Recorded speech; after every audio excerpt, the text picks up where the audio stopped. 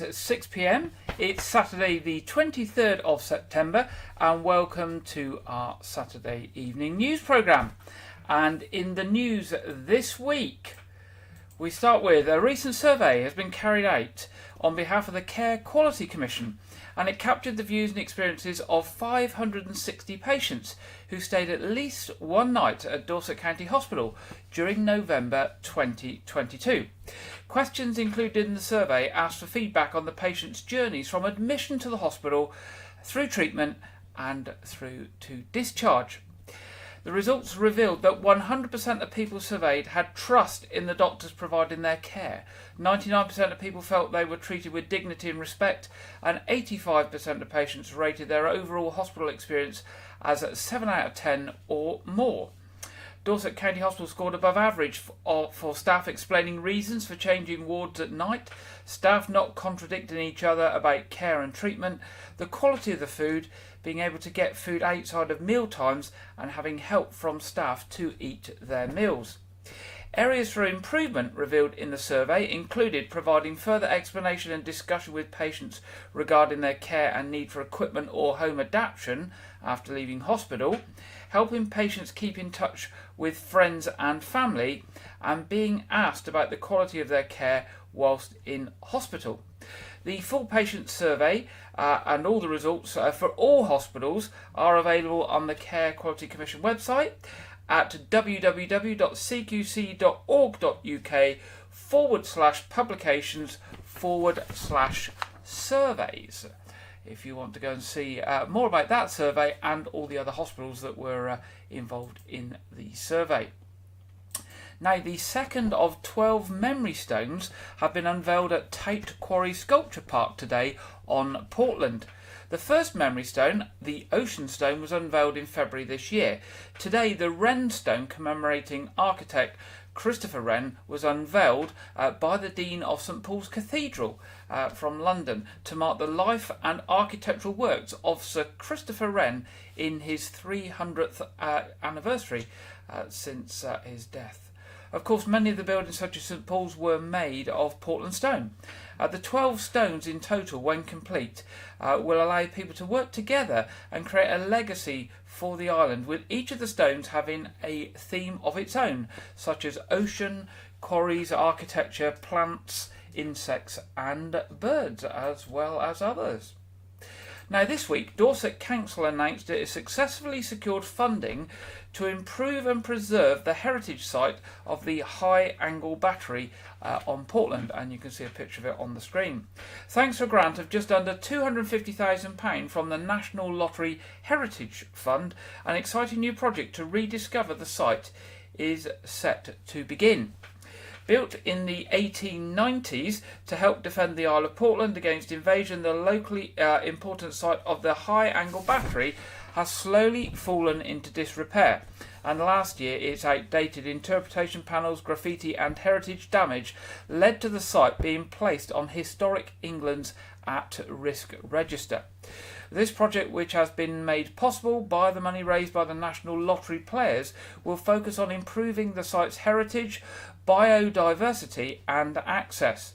It aims to help tell the story of the battery to a much wider audience. A previous consultation with the local community helped shape the project, through which key partners, the community and volunteers outlined improvements they wanted to see made at the site.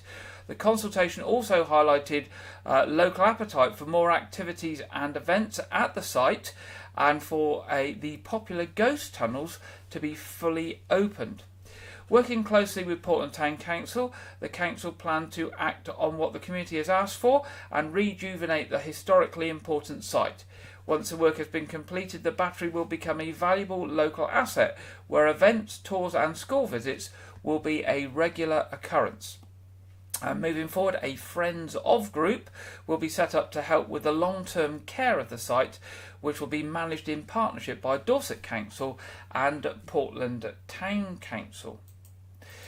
Now, a free training programme that has recruited an army of special advisors to help thousands of Dorset's residents get online has scooped a prestigious national award. Dorset Council's Embedded Digital Champion initiative has won the acclaimed Digital Skills title at the Connected Britain Awards in London last Wednesday, the 20th of September. The award recognises the feat of training nearly 1,000 of the county's frontline workers and volunteers to be digital champions within their own organisations. On average, each embedded digital champion is helping at least one person a week with their digital skills. This means potentially around 46,000 Dorset residents are being supported by embedded champions every year. The judges said the scheme is a proactive and impactful initiative that tackles the digital divide head-on, providing digital skills to empower those that need it most. Embedded digital champions have been recruited from places such as GP surgeries, libraries, voluntary organisations, Dorset and Bournemouth, Christchurch and Poole councils, and the housing associations. The first phase of the embedded digital champion training has now ended, but anyone interested in finding out more about possible future courses can email digitaldorset@dorsetcouncil.gov.uk. That's digitaldorset@dorsetcouncil.gov.uk.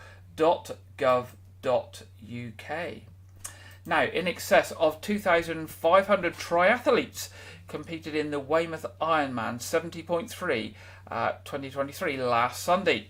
However, due to health and safety concerns, the 1.2 mile swim that was scheduled to start the triathlon off at 7:15 in the morning in the seas off Preston Beach was cancelled. Some competitors did enter the water to test out the conditions, but it was evident that even the elite experienced athletes would struggle to perform in the choppy seas in Weymouth Bay, and the threat of thunderstorms also in the area. The event began in Lodmore car park with riders setting off at timed intervals, followed by a gruelling 56-mile cycle ride around the rural lanes of South Dorset. Most of this leg took place during a relentless rainstorm. On their return to Lodmore, the competitors then transitioned into their running gear for a 13.1 mile run, concluding in front of the Pavilion Theatre. The first man to cross the finish line was Steve Derrett, completing the race in an impressive time of 3 hours, 37 minutes and 29 seconds. And the first woman to break the tape was Lucy Mapp, who achieved an equally impressive time of 4 hours, 5 minutes and 24 seconds. Now, quite a few things from Dorset Police this week that they would like help with. First of all, Dorset Police received a report at approximately 4:30 p.m. on Sunday the 17th of September that a man had been assaulted outside a Weymouth Angling Club in Commercial Roads, and officers are appealing for witnesses or anyone with information to come forward. The victim was a man in his 50s. He was treated at the scene by an ambulance crew before reporting the incident to the police. Inquiries are currently ongoing and no arrests have been made. Police Constable Richard Simmons of Weymouth Police said, "I am carrying out an investigation to establish what happened and am keen to hear from anyone with information. There may have been a number of people outside Weymouth Angling Club at the time, or members inside the club who have relevant knowledge of what happened, and I would like to speak to anyone who witnessed the incident who has not already spoken to the police." Moving on, police officers investigating a failed to stop collision in Weymouth are appealing for witnesses or anyone with dashcam footage to come forward. At approximately 7 a.m. on Sunday the 10th of September, a two-vehicle collision occurred on the A354 Rodwell Road at the junction with St Leonard's Road. The driver of one of the vehicles involved, a Citroen C4, advised the driver of the other vehicle to park further up the road in a safe location to exchange details, but the other vehicle did not arrive at the location and no details were exchanged. The vehicle is described as a dark blue and possibly a Mazda or Vauxhall Astra. And the last one from Dorset Police this week, officers carrying out inquiries to locate a wanted man from West Dorset. Reese Wilson, aged 24, is wanted on a prison recall after failing to comply with the terms of his licence following his release from jail. He's described as white, 6 feet 1 inch tall and a slim build with brown hair. Sergeant Mike Brown of Bridport Police said, "We have been carrying out extensive inquiries to locate Reese Wilson, but these have so far proved unsuccessful.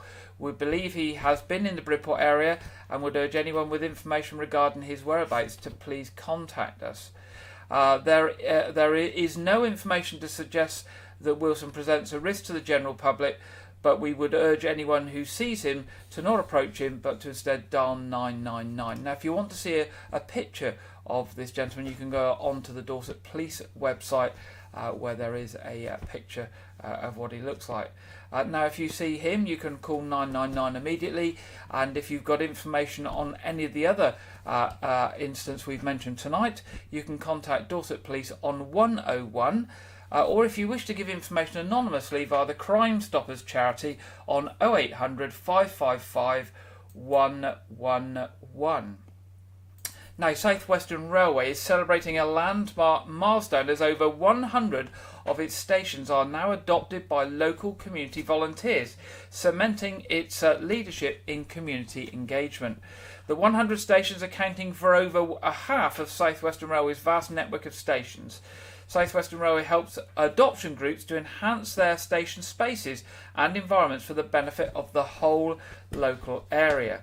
Station adopters are groups of volunteers who work with the railway company on making the most out of their station spaces and environments, and take a lead on imagining new and creative ways for their stations to better serve their communities and strengthen their place within the local area.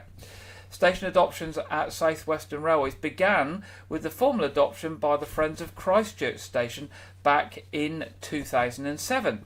Since then, stations have been adopted in 9 counties: Berkshire, Devon, Dorset, London, Hampshire, Somerset, Wiltshire and the Isle of Wight. Groups in many towns and villages around the network, from Brentford in West London all the way down to Pinhoe in Exeter, have signed up to be station adopters, all bringing together by a desire to do something to improve their local station and local areas. Now, Peter Williams, who's the Customer and Commercial Director of South Western Railways, said, "The bond between South Western Railways and the communities we serve is of great importance to us, and our fantastic station adopters have been vitally important, cultivating and deepening that relationship. Our station adopters are an integral part of the wider railway family, and it's been wonderful to see the many creative ways that they have contributed to local communities across the network as the number of adoption groups has expanded." Now, more information about adoption schemes, as well as details about local communities and what they're doing, can be seen on the South Western Railways website. Now, in Dorset, there are 11 stations that have been adopted. Christchurch, Dorchester South, Gillingham, Hamworthy, Hinton Admiral, Parkston, Sherborne, Upwey, Wareham, Weymouth and Wool. And all of those have got local sort of friends or adoption groups who are managing and working on the station. So well done to all of them for improving the station environment for the wider community. Now, Julian House, a charity that supports vulnerable and at-risk individuals, is organising a big Dorset sleep out on November the 3rd, and is asking the public to stand up against homelessness by challenging themselves, friends, family and colleagues by sleeping out for one night. The aim is to raise funds and awareness to help people who are forced to sleep out in Dorset all of the time. The charity says that the purpose is not to replicate the stark reality of being homeless and sleeping on the streets, but to raise vital funds through sponsorship. You can enter as an individual or with friends and family, or a team from work, school or another organisation, with a proviso that under 16s must be accompanied by an adult at all times. Now, you can find out much more about this, the Big Dorset Sleep Out, with Julian House, at the Julian House website. So if you have gone to Google and you search for Julian House Big Dorset Sleep Out, you will find everything that you need to know about it. And that's something that you can get involved in and support the work that they are doing. Now, the coroner for Dorset is seeking the assistance of the public to find the next of kin of a man who lived in Weymouth. Malcolm James Sloper, who was 56 years old, died at his home address in Ranelagh Road on Wednesday the 13th of September. His death is not being treated as suspicious, and no police investigation is needed into his death. The coroner's officer, Lucy Manuel, said, "We are not treating the death as suspicious. However, we have not been able to locate his next of kin." Now, if any member of the public has any knowledge of the next of kin or any family members or possible family members of Malcolm James Sloper, 56-year-olds of Ranley Road, then please do call the coroner's office on 01202 123 900. That's 01202 123 900. They will be very pleased to hear from you. Now, 6 out of 10 care homes and domiciliary care agencies in the Dorset Council area now have electronic records in place as part of an initiative launched late last year to digitise all of their services. This nationwide initiative aims to help the Care Quality Commission registered adult social service care providers replace paper-based care planning systems with digital records. The digital social care records allow the digital recording of care information and care received by an individual within a social care setting, replacing the traditional paper-based records. They are person-centred and enable information to be shared securely and in real time with authorised individuals across the health and care sector. The records play an important role in joining up care across social care and the NHS services. The initiative was part of discussions at a special conference organised by Dorset Council and provider partners in care at the Hamworthy Club in Wimborne this week, which brought together care providers to explore and discuss various digital support options available. And finally, in our headlines tonight, parents and carers will need to apply by Tuesday the 31st of October for the best chance of getting a place for their children at their preferred school next September. Yeah, it seems a way off next September, but the process of applications for school places next year is already underway. Now, this applies to all children moving from primary to secondary care or middle to upper schools in September 2024. Finding the right school place for your child is important for any parent or carer, and the admission pages at Dorset Council will provide you with all the information you need to apply, and you can also check out the Parents Guide for information about the different types of schools and the way to apply to each one. So a good way to find this is Dorset Council Schools Admissions, Dorset Council Schools Admissions, and it will take you right to the page.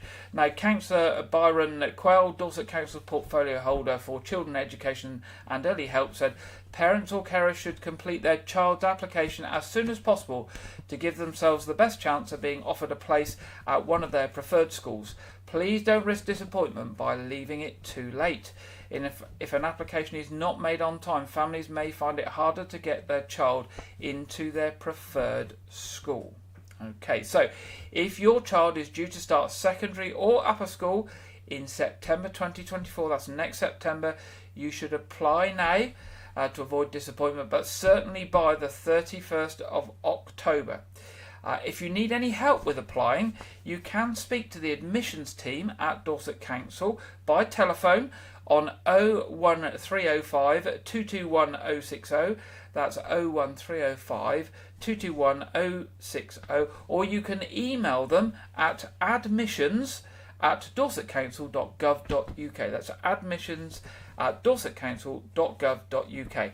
And as I say, if you go onto Google and search for Dorset Council School Admissions, you will get all the information you need up about that application process.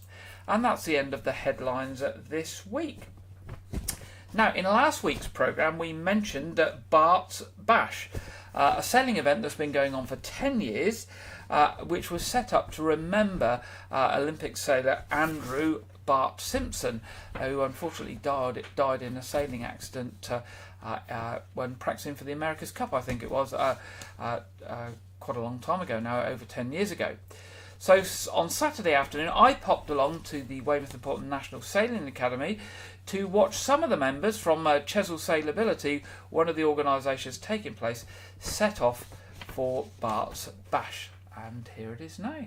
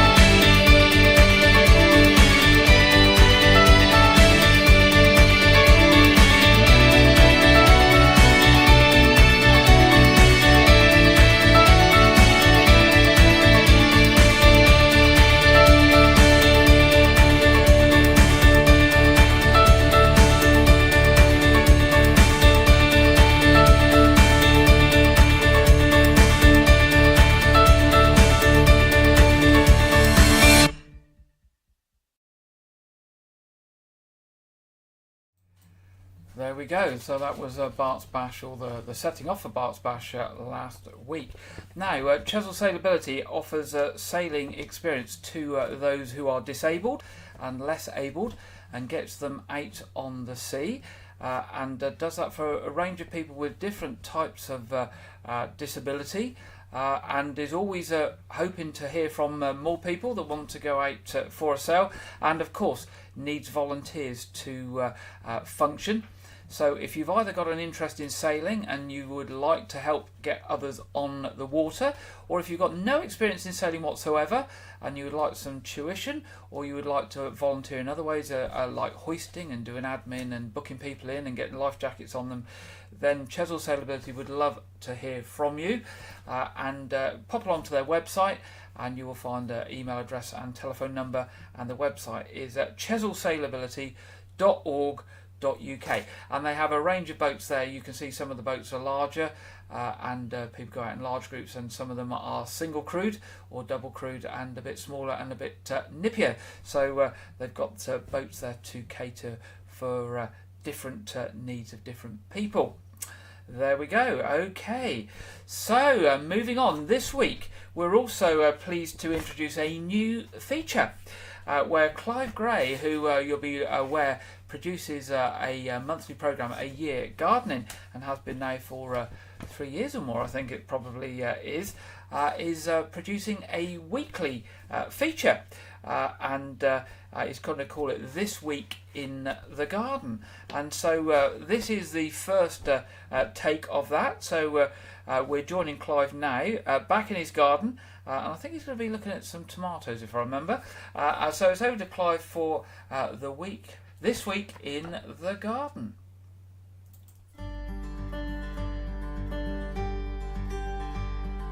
Hello and welcome to the first of my weekly little mini shorts. Now, I've just come back from a week away in Weymouth, and I decided not to pick my green tomatoes before I went and see if anything would happen. And we've got lots of red ones, and I'm just going to clear those now, collect those in, because the plants have had it, but there's still some lovely fruit on here which we can use indoors. So I'm picking all of this now, and then I'm going to go outside and have a look at my apples as well, because they're going to need picking as well. I've got a few lovely tomatoes here, so I'm not quite sure what I'm going to do with all of these, but as you can see, I've got quite a few there and a few more to come off these plants. Well, the weather's changed and we don't really want to be losing this lovely fruit to the ground, so we just give that a little twist, and these apples will just come off. Oh look, that's a beautiful apple there, gently into the basket down here. We don't want to bruise any of these. We'll just take these last few apples from the tree. Beautiful. Pop those into here. So this week is just a case of getting the last of these fruits in.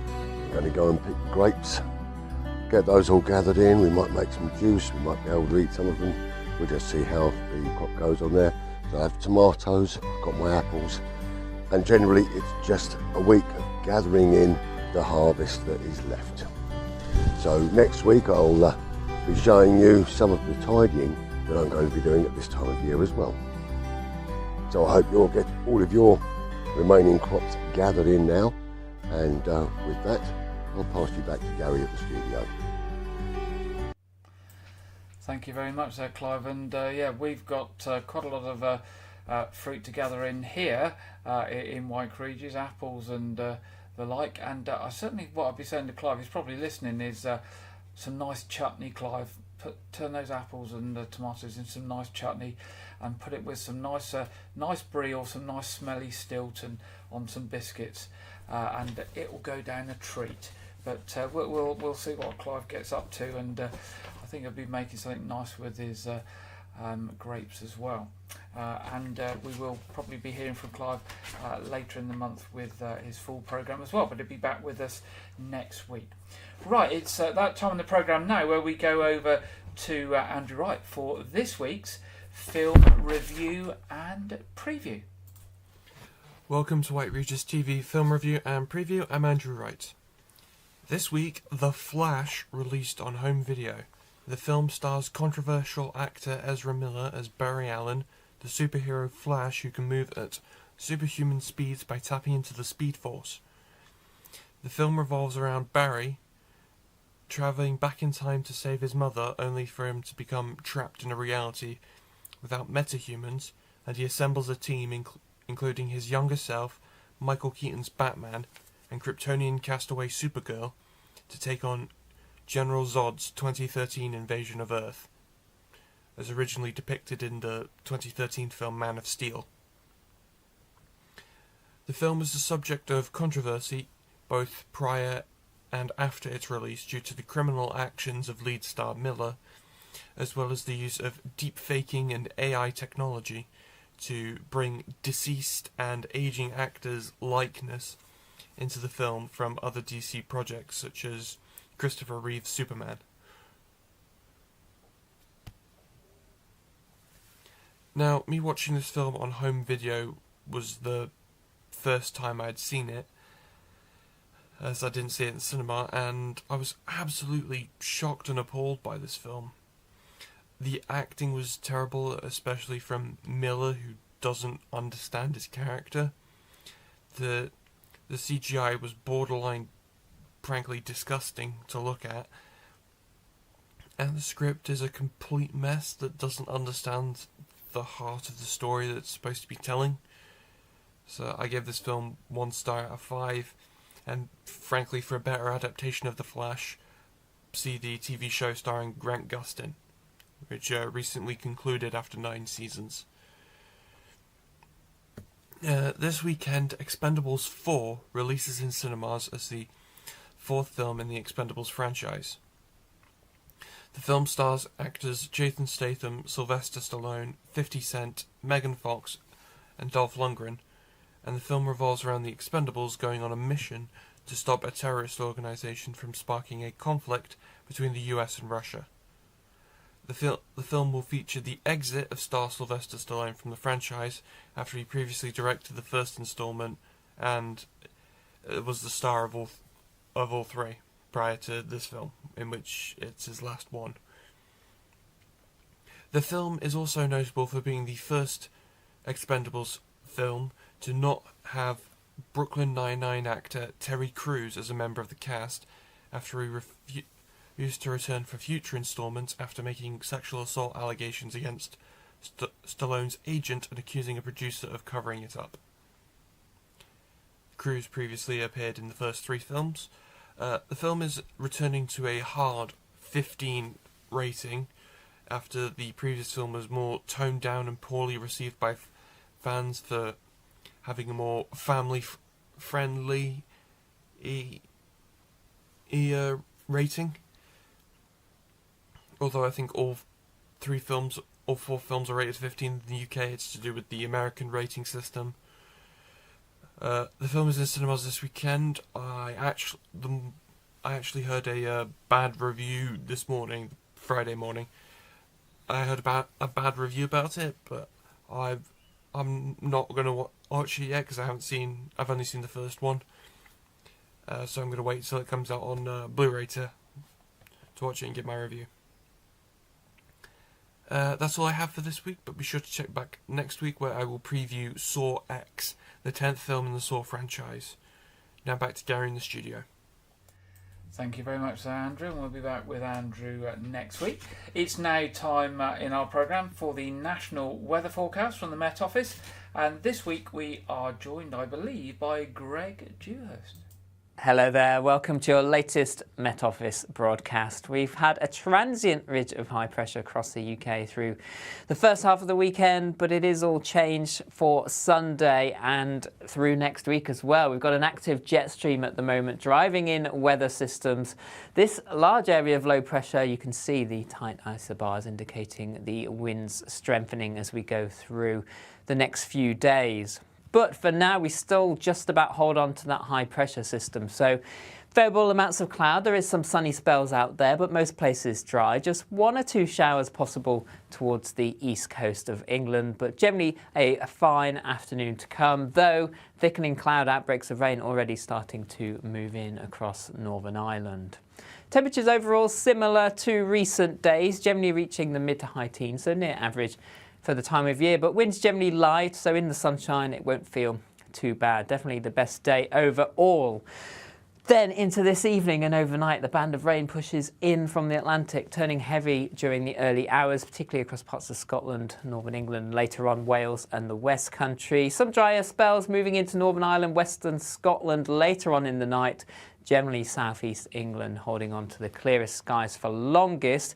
With this cloud and rain, it will start to drag in some mild air too. So temperatures rising through the night. So by Sunday morning, most places in double figures. So a bit of a cloudy start, a breezy start to Sunday morning. Outbreaks of rain for the West Country, Wales, Midlands into Northern England. Some rain as well for Northern Ireland, Western Scotland. Drier in between. Some brighter spells for southeast England too. And then through the day, the bands of rain push north and turn increasingly heavy. Some hefty downpours developing within this. We could see some localised flooding as we move into the evening time on Sunday. A Met Office warning out for this rain, and the winds picking up too, particularly across the north and the west of the UK. 50, 60 miles an hour possible in exposed locations. Generally though, a breezy day for everyone, gusts of 20 to 30, possibly locally 40 miles an hour around the coast. But just notice into the afternoon, parts of England and Wales just brightening up. The southeast again generally staying dry with some sunny spells. And the winds coming in from the south, mild air, temperatures mid to high teens for most, but locally 20, 21 Celsius in the best of the sunshine towards the southeast.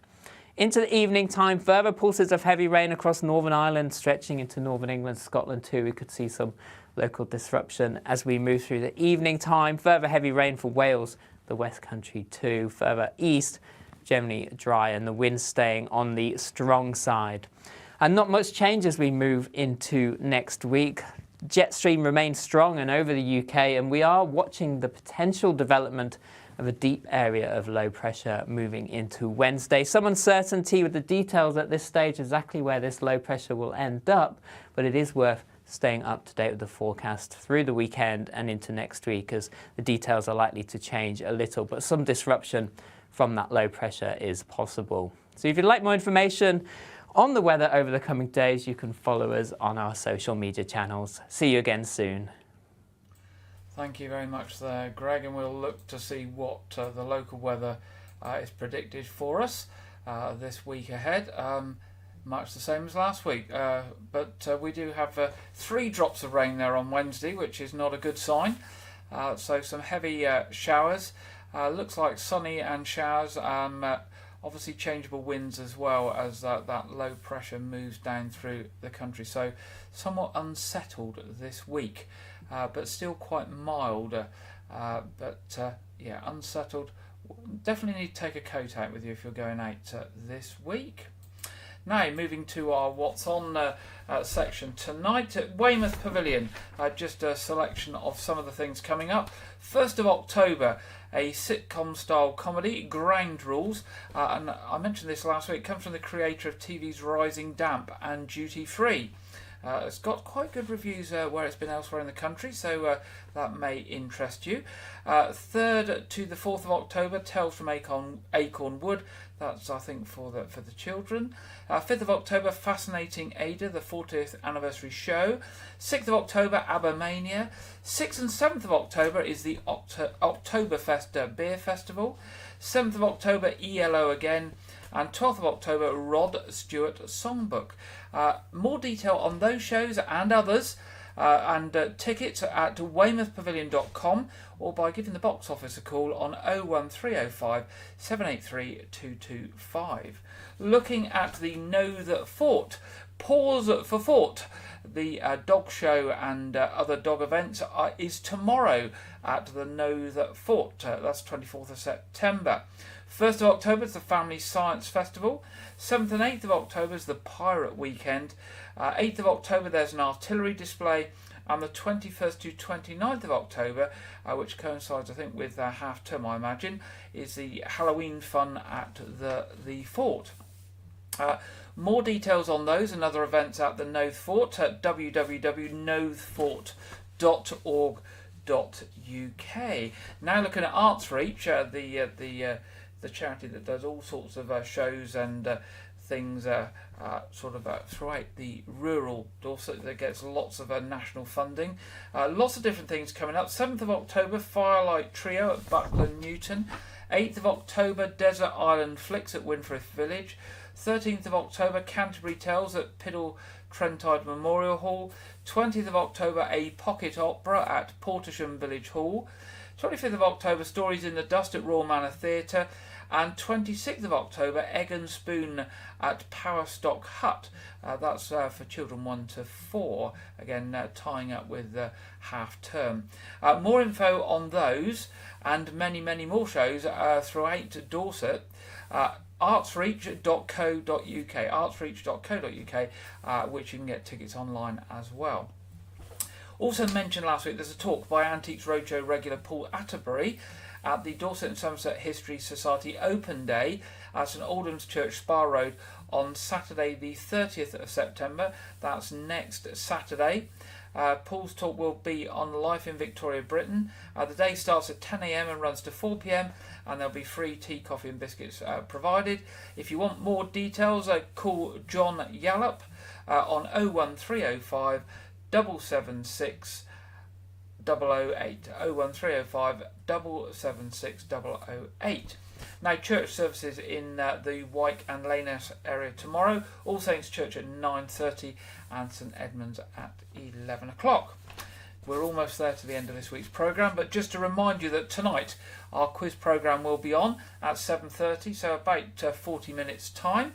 It will go live about 7:20, so you can find the streams and get yourself sat comfortably for a prompt start at 7:30. It's free. It's certainly aimed at family and community, suitable for all, and everyone is welcome if you would like to join us. That's at 7:30 tonight and every Saturday night. Well, that brings us to the end of this week's programme. Thank you to Clive and Andrew for their continued support of what we're doing, and we look forward to them joining us again next week. If you've got any news for us or any events coming up, or anything you want to share with the local community here in Wyke, Regis, South Dorset and beyond, then do drop us a line at news@wykeregis.tv. That's news@wykeregis.tv, and we'll be happy to include that in next week's programme. That's all we have for this week. I hope that the rest of the weekend is as nice as it has been today. I think we might get some showers tomorrow, looking at that forecast. But as you know, the weather forecast can rapidly change, particularly if it gets windy and things just travel a little bit further up the country than expected. But we hope you have a nice weekend, a nice week ahead, and look forward to being back with you next Saturday at 6 o'clock. Good night.